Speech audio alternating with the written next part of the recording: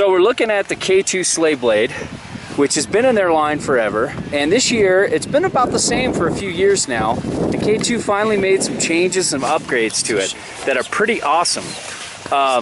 There's a blunt tip and tail now, and they made a very cool change to the camber profile. Before it was just flat from tip to tail. Now you're looking at flat between the feet, and then shortly after the binding, there's just a little camber there and a little bend back down, so this flat part is elevated now. Then after that mini camber, it's only a couple inches. After that mini camber, there's a flat, and then to the, you know, the regular turn up of the nose. And it's made a huge difference in the way this board rides. It's still that same bomber. Like before, I used to say, this board is for those people that just like to go straight and fast. Like an 18-wheeler on the highway. Yeah, I mean, this thing just bombs. It's a heavy bomber of a, it's just one fucking fast motherfucker. It is like a super fast direct, I think it's the stiffest, fastest directional twin, which I think this board still is. It was a directional twin, I think it still is. It's probably the most fast directional twin we've ever been on. You know, we're going down, you can see all the way up to the top there, some pretty steep.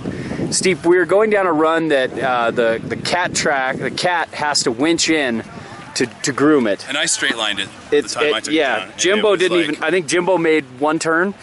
My face was frozen like this. and I personally didn't straight line it. I made a bunch of turns, but towards the bottom when I was starting to just point it, it just felt so secure. I've never felt so secure at speed on a board of this shape. Yeah. Usually it's like the Jones, you know, flagship or something that gives you that secure, fast feeling. High marks on all of its turns, small, medium, and large radius. Like very high and marks. let's get to turning right now. So, you know, like short radius turns, this board takes some work. It's a thick, heavy board, and it's stiff. Yeah. So you have to be a good rider. You have to be a technical rider to really operate this and make turns with. But with the new camber, there's just a different type of feel before. Like before, the board didn't really have any return out of any type of turn. It was just purely for going straight, and the turns were kind of lifeless. Where now, this thing has spring out of short radius, medium radius, and carving turns are like, if you want to lay into a huge carve with this, now it works pretty good. I still think there are better boards out there for carving, but it's a vast improvement over the old ride, and it's really fun. It's a very, very aggressive all-mountain board. And the only thing I'd say is that might be one slight demerit is it seems like it would be a little less plainy, floaty, and powder with this little point down in the camber. But I don't think it's going to be too much different from the old Slayblade. So, you know, huge improvement from K2, really fun board, pretty good edge hold. We're in like practically perfect conditions, like soft snow everywhere, and really I haven't found one hard area yet, but you can still tell, yeah, that's what my wife said, what? But, you know, what? I didn't get that joke. I don't get it either, I'm confused. All right. So, I'm just, you know, I'm pretty happy with the improvement of the Slayblade, and I think it'll make a lot of riders happy. Peter, anything else? It's been like 5 minutes since I finished my run, and I'm still a little shaky. This board is incredible. I mean, definitely a vast improvement in turn initiation over the old model, but still not the board you're gonna wanna be making huge GS turns. This is not your kid's board.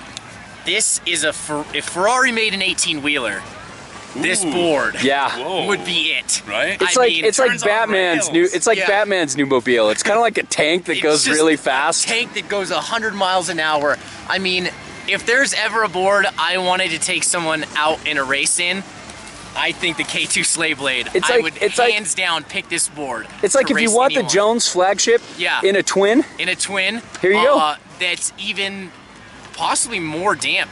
than the flagship. I don't know. It's moist. It's That's a bold statement. It's a bold statement. It's a bold statement. I disagree with you. Damp like a wet fart. But I respect this your thing opinion, just Peter. Every single little bit of chunder going absolutely straight. You feel nothing. You feel like you are cemented into the ground.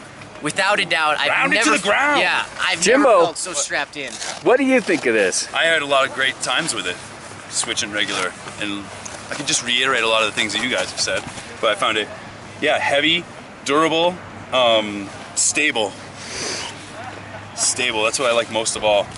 Not easy to butter. No. Not easy to butter. No. It takes a little work to pop it, but Yeah. it's got some pop there. It's just so stiff and strong. Exactly. It Well, takes some. at speed- It takes some muscle. It takes some. Go do some leg squats. Like if you pop You know, off the end of a table, yeah. you're gonna sail.